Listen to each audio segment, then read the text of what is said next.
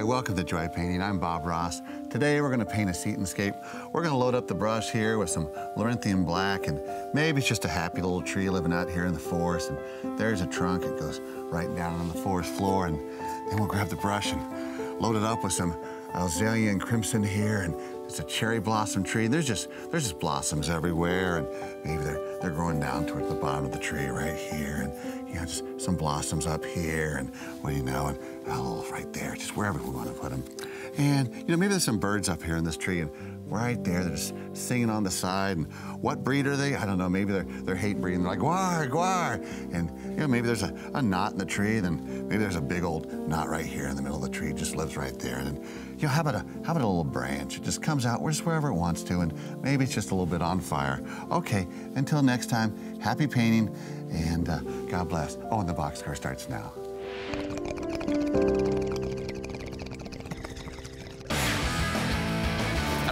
About sports, but I can drink a lot of beer. My motto is simple: C's get degrees. Need a long, inappropriate hug? I'm your man. I think I'm smarter than you, because I probably am. Power Tower for Box Score.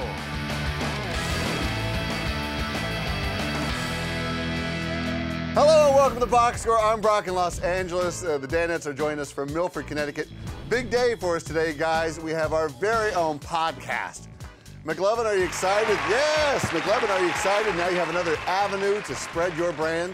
Yeah, spread something. I'm not sure my brand was the first thing that came to mind, but we will be spreading something around the world. We will be spreading it, and you can get that spread on iTunes or at podcast1.com. Now, on the serious note, Adrian... Very subtle. Oh, yes. On the serious note, a story came out. Adrian Peterson was indicted by a grand jury on charges of reckless endangerment of a child. Paulie, is this one going to dominate the news cycle like the Ray Rice saga? Well, it depends, because right now it's different, because Adrian's kind of in the crosshairs, less so the NFL, and the Vikings are. The Vikings kind of made their decision this morning, so it didn't stretch out as much. Another thing that was interesting is it broke in the afternoon on Friday, excuse me, and my views on this thing developed over the weekend and changed. I thought more about it and different angles of it. And it'd be interesting if it broke at 9 a.m. when we were going on the air. I couldn't imagine if the story broke when we were on the air, because then you got to react in the moment, which could be pretty haphazard, but also pretty cool. It was also really, really hard because there was the Ray Rice story.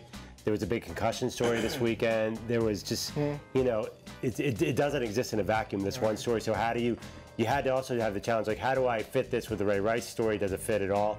So it was definitely, like Paulie said, you needed 72 hours to really process it. Yeah, when I first heard about it around 5, 6 o'clock Friday evening Eastern time, I'm like, is this going to be the start of like some kind of mini avalanche of just more and more bad NFL news? And it's just odd. It's specifically like big name running backs. Yeah. It was just really weird. Like, you didn't want to believe it. It's like just when we're finally trying to get past the Ray Rice thing, or maybe we're going to try to move on at least a little bit, this story comes out. Yeah, Yeah, for it to be going back to back with those two stories, I kind of dreaded coming in a little bit today, because there was a lot to talk about, and I didn't know how much was going to be on Adrian Peterson in that situation. But to do basically a whole week on domestic violence, and now to do the start of the next week on child abuse, it was like, oh boy, here we go again, another super heavy week. Yeah, I had a neighbor came up to me last night actually and said, this is it for the NFL, right? He said, not only you have Ray Rice, Adrian Peterson, but not only that, there were so many injuries yesterday, and I was watching a game, there was like 1 million flags. It's just too much. I can't do it anymore. Yeah. The funny thing is, I know in 2 weeks he's going to be like,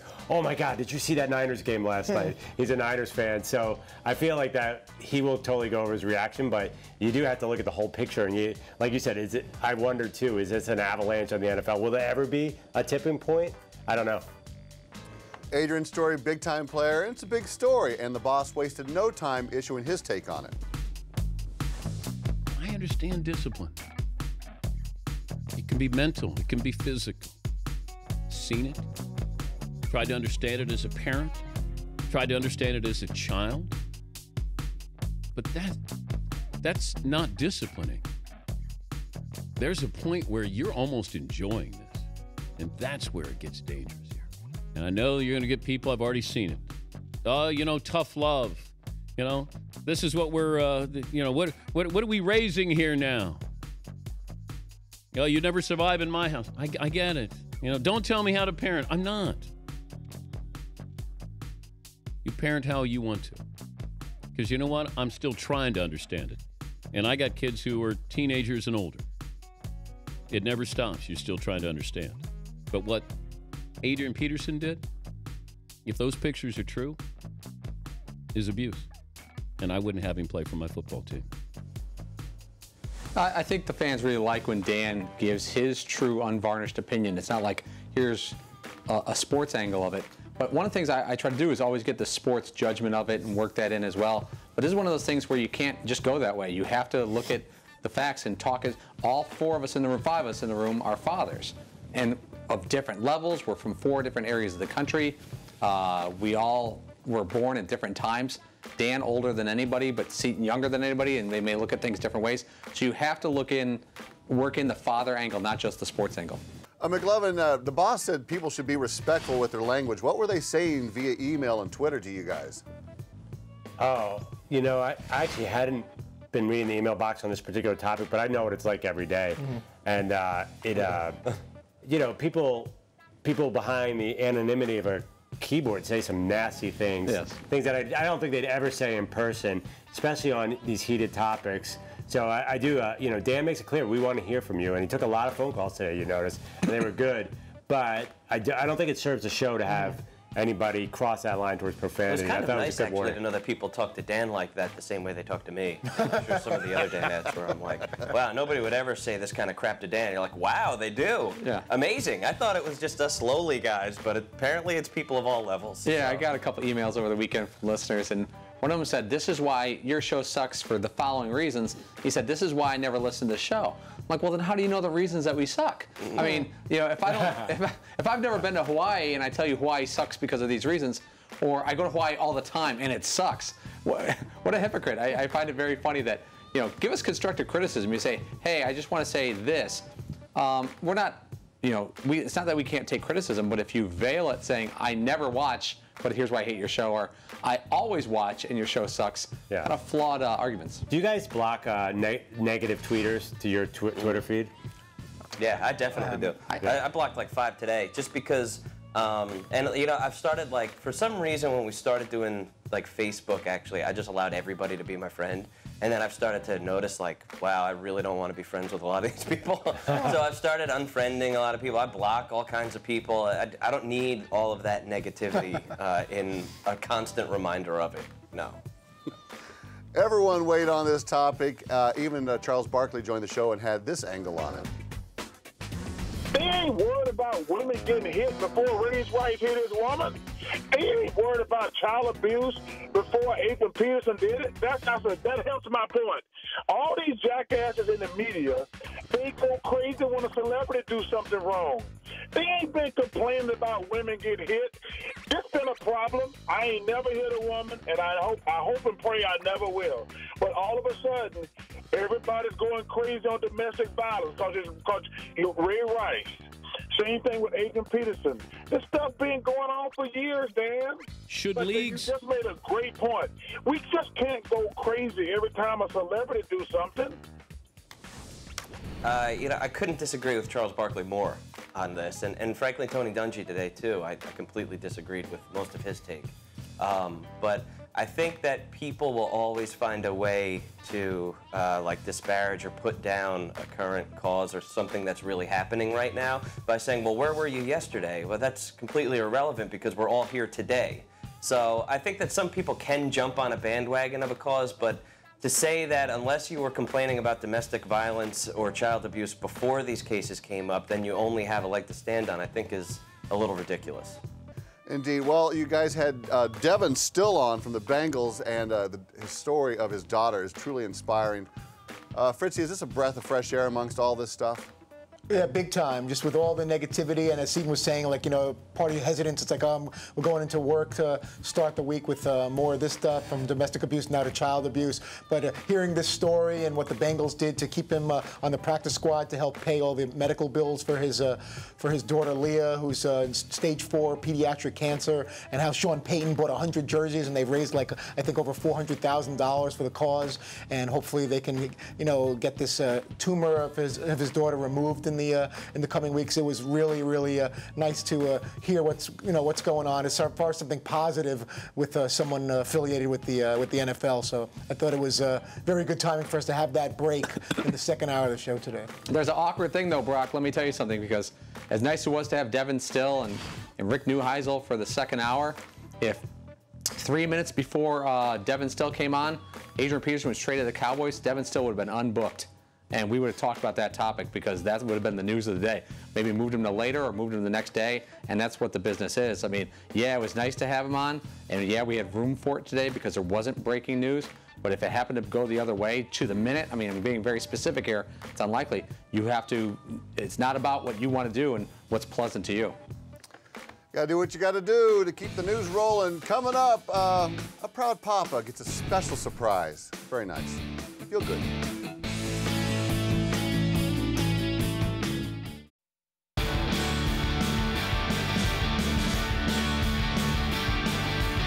Did you cry?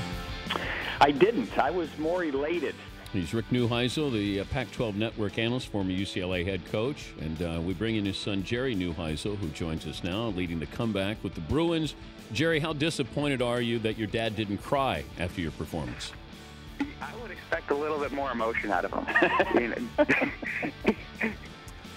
Classic moment there. Rick Neuheisel surprised by his son, Jerry, who came in for UCLA and got him the victory on Saturday.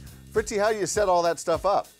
It was first of all, it came across great and it was a lot of fun. It was actually Paulie's idea. We were kicking it around when we were first pitched, Rick Neuheisel from our friends at the Pac-12 Network.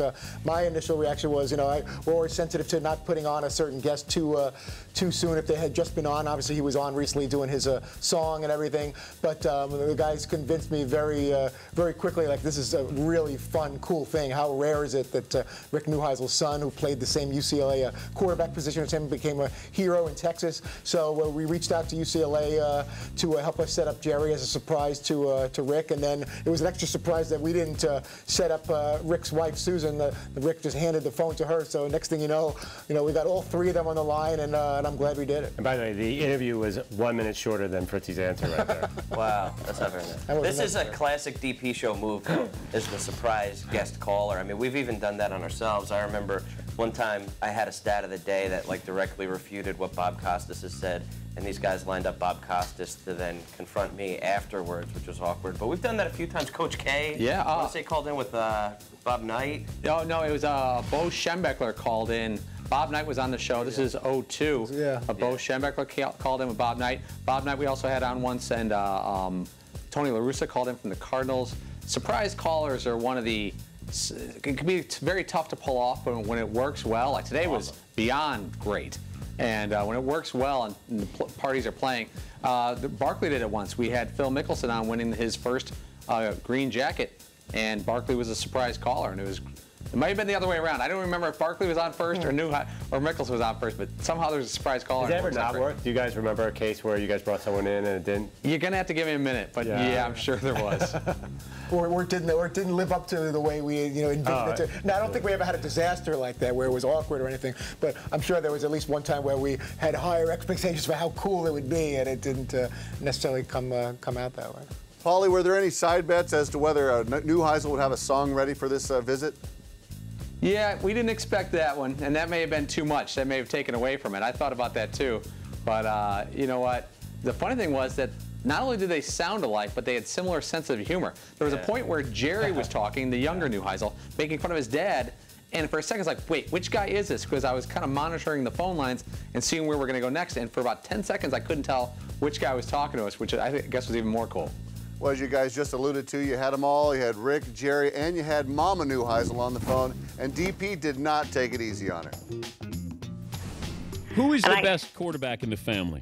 Oh, I'm not starting wars here now. I'm going to give you back to Rick. Wait. That's a fair question, I think. Who's the best quarterback in the family? Yes. Oh, you're putting me in a tough spot here. I think it must be me. I'm the quarterback of the house, of the family. I'm an incredible carpool driver. I've done practices. I can distribute the food, Nice. the homework, and all that real well. Distribute. That's great answer by Susan Neuheisel. I got a kick out of that. It was really cool that she happened to be available at that moment. That's the other thing too. Again, we didn't book her at all, and then it just worked out that Rick was doing the interview from home, and Sue was around, and a perfect answer, and just made it even more special to add a third Neuheisel into the mix that segment. Fritzy, would you consider her for Cougar of the Week ever? You know what? I'd have to take a further look and research, but just from listening to her alone and her personality, which is definitely a factor in when we make these choices, that is something we can strongly consider. I thought she was great, and she knew how to play along and certainly understood the show and showed her personality there. And I think she is the best quarterback of the group of Neuheisels. Well played, sir. Stick around. We are going to hand out the Mock Headline Championship belt after this. Prepare thyself for battle.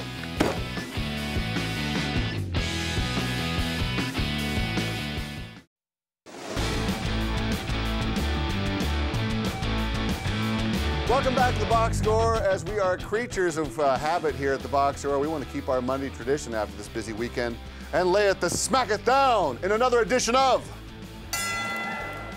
Mock Headline Battle Royale. I'll give you a headline, you give me a mock headline. Our first headline, Polly's gonna like this one. Bears score three TDs in the fourth in a comeback victory to spoil the Niners home opener. Polly, you're up first. All right, get the beep button ready. I'll beat myself. I'll shun of a beep. Bears come back to beat the Niners. Jeffrey. Oh, Alshon. Yeah, that was a little quick. It's classic. Fritzy, lay it on me. I had, and Paul's going to make fun of me because I've probably used this in 14 different versions of previous mock headlines involving the city of San Francisco. Nice-a-roni, the San Francisco beat. Nice-a-roni, the San Francisco beat. Do they even still make rice-a-roni? That's still a product? Out of business. It still may be a consolation prize on The Price is Right. Rice-a-roni, the San Francisco treat. Let's see, McLovin, what do you have? Hey, bare necessities. You have to take a nap to stay up for late Chicago comeback. I went to bed at halftime. Action. Those of us with young kids. I went to bed late third quarter. See, your headline. Hipster Bears get into Levi's, cuff 49ers. Cuff, like the bottom of your Levi jeans. Fields. Levi's. This is creative. Stadium. Apropos. Very apropos. Thank you. Peg your jeans, very 1980s. Our second headline, Floyd Mayweather wins rematch against Marcus Maidana by unanimous decision. McLovin, what do you got? Pay-per-PU. Mayweather decision stinks.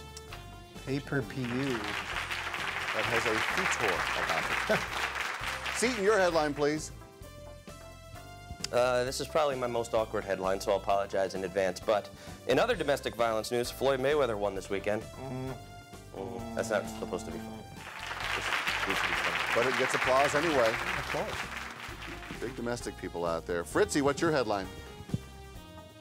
Got his belt rung, but still may weather the storm.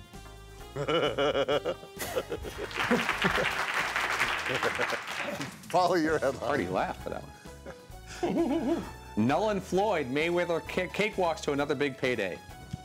I didn't watch it.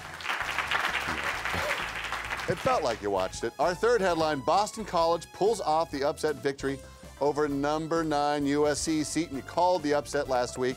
Please start us off. Chestnut thrill. BC says US see ya to the Trojans. Kind of a Todd Fritz play. Yes. Well played. Yes. A wink and a nudge. We'll go to Fritzy after that. Christmas comes early in Boston. The Trojans get chestnuts roasted. Another play on Chestnut Hill. Yeah, let's go and Mel Torme on that. Roasting on a Polly. Boston Sarkit, USC coach beat by BC. Sarkit. Sarkisian. Boston Sarkit. Like Boston Sark. Sarkit. Boston Sarkit. Stay with me. Stay with me. That's a tough one. That was a wicked piss out. All right, Sarkit, McLovin. Sarkisian. Okay, this is show related. What's it suck? I like that actually. BC, be free. Fritzy cheers Eagles on to victory on the house. That's funny. Cautious, just like Fritzy as he rushes the field. Jordan, not so fast. Our final headline, Team USA claims the gold medal at the FIBA World Cup. Fritzy, give it to me. I have FIBA Phi Fo Fum, not exactly giant news here. I like that. Pretty good. Pretty good. Jordan, please. Those steps are very slippery. Paulie, what do you have? This one's different. What is the FIBA World Cup? Oh, it's going to be points for accuracy. McLovin impressed me here. Oh boy. FIBA Las Vegas. Betting on US pays off big time. Yeah. FIBA Las Vegas. Boo, boo. Seton, wrap it up for us. Oh man, USA gets medieval on Serbia.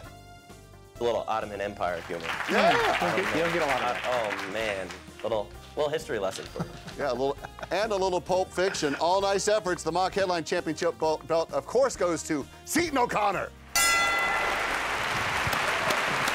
gonna share this with my front row buddy. Paulie, grab a side of that, pal. You deserve it. Oh, that's a Setonscape. Still to come, we'll find out who takes the top spot in the Danette Football Night in America Challenge. I believe we'll give out a point this week.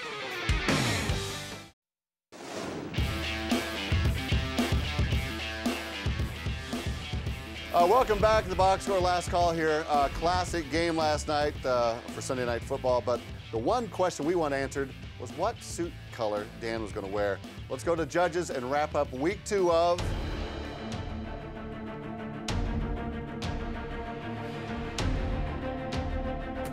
the Danette Football Night in America Challenge. Okay, guys, let's recap. We had Fritzy, Paulie chose charcoal gray, Seton went light gray, Fritzy went chocolat, great movie, McLovin dark blue, and myself black. And the winner is,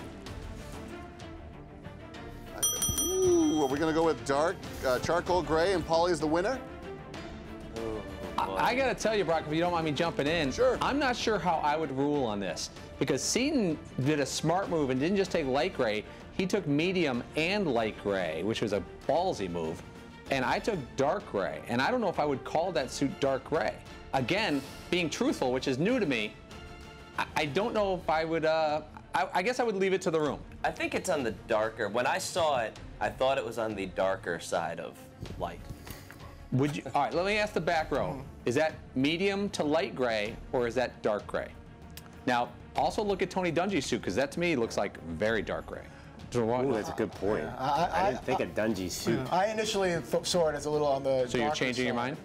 No, I thought it was more of a dark gray than light gray, but if you know, I could see where it's more, it could be somewhat in the middle, and if you guys aren't willing to share a half a point each, if I had to go one way or the other, I would say dark gray. Well, I'm thinking about charcoal, the color charcoal gray.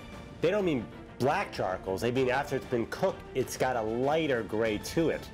I think I like splitting it down the middle. Both of them get half a point. We don't have ties on this show. That's why you pick one or the other. We've already had like 3 ties in the Football Night Challenge. It'll be like the 5th tie. Brock, you know what? Brock, since you're running the show, you have to make the call. Who won the bet, Seton or I? And we will abide by your decision. All right, I have made my decision, and since the graphic has already been made, I'm going to go with Paulie and charcoal gray. You shall stand top. Good reason. I appreciate that. The laziness of not redoing the graphic gives me the point, which I respect. Absolutely. McLovin, do you think you can catch up next week? Probably not, but actually I love this. Paulie's so darn competitive. I think he's secretly happy that he's leading this leaderboard right now. It really is. But no, I want to go back to the tie at some point because Paulie's clearly got the suit just nailed. Inside information question mark? Possibly. Yeah, I didn't know Craig Stadler was in on the competition on the far right. Well, the good folks of Dan Nation also weighed in, and here's some of what you said. Josh Lewis came pretty close with charcoal pinstripe. That's pretty gangster. Not bad. Dave Curry said it would be brown like Jessica Alba's eyes. Oh, alias honey. Wow. That'll be a point for me. Daniel Summerline said 50 Shades of Hey. Yeah. And Brian, he was a little off with blue, but did recommend a shorter hashtag. Who would we go to truncate something? Fritzy, do you have any recommendations for a shorter hashtag other than hashtag Danette FNI challenge? You're going to Fritzy? Yeah, I was going to say, I'm the last person to be able that knows how to shorten anything up. I ramble on, so. The only thing he knows less about than hashtags are hash. No idea. All right, well, how about this? Hashtag who's on tomorrow, Fritzy? There you go. Hashtag Howie Long, hashtag Reggie Bush, hashtag Bob Stoops will all be part of Tuesday's Dan Patrick Show. Hashtag thank you, guys, and hashtag thank you for watching the Box Score. Set your DVR or tune in weekdays at 3 p.m. Eastern right here on Audience Channel 239 on DirecTV, or you can catch our brand new podcast available on iTunes or at podcastone.com. Thanks for watching. Cheers, guys. I don't know a lot about sports, but I can drink a lot of beer. My motto is simple. C's get degrees. Need a long, inappropriate hug? I'm your man. I think I'm smarter than you, because I probably am. Hey, thanks for watching the Box Score. Holy cow!